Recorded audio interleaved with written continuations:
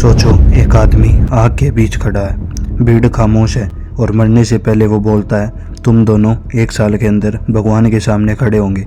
लोग हंसते हैं, लेकिन फिर जो होता है वो हिस्ट्री का सबसे डरावना कोइंसिडेंस बन जाता है। किंग भी मारा जाता है और पोप भी। इस आदमी का नाम था जैक्वेस दे मोले, नाइट टेम्पलर का आखिरी ग्रैंड मास्टर।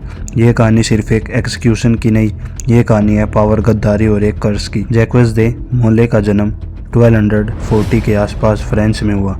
जवानी में ही उसने नाइट टेम्पलर ज्वाइन कर ली। ये वो वॉरियर्स थे जो होली लैंड को प्रोटेक्ट करते थे। लेकिन वक्त के साथ टेम्पलर्स सिर्फ फाइटर्स नहीं रहे, वो बैंकर्स बन गए, स्ट्रेटेजिस्ट बन गए और यूरोप के सबसे अमीर और पावरफुल ऑर्गेनाइजेशन हो गए। जैक्वेस दे मोले धीरे धीरे उनका लीडर बन गया, डिसिप्लिन, लॉयल्टी और सेक्रेसी का सिंबल। टेम्पलर्स के पास इतना पैसा था कि राजा उनसे लोन लेता था। उनका अपना बैंकिंग सिस्टम था जिसमें बिना पैसे उठाए एक शहर से दूसरे शहर में ट्रांजैक्शन हो जाती थी।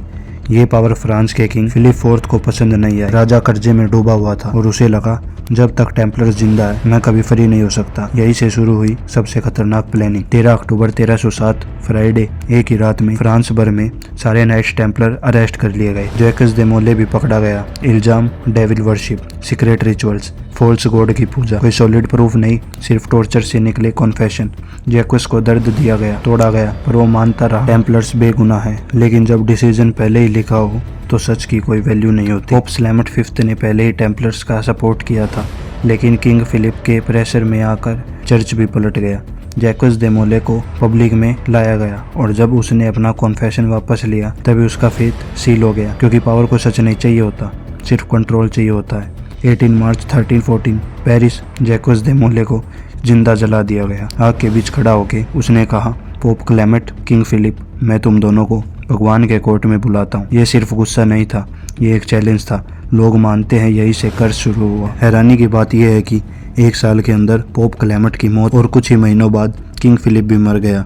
उसके बाद उसकी फैमिली भी ज्यादा दिन तक जिंदा नहीं रही। फ्रांस की रॉयल लाइनेज ही हिल गई।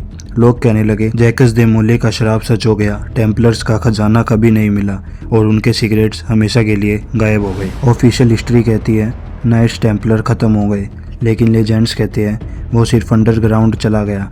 आज भी कई सीक्रेट सोसाइटीज, सिंबल्स और रिचुअल्स टेम्पलर से जोड़े जाते हैं। क्या उनकी नॉलेज जिंदा रही?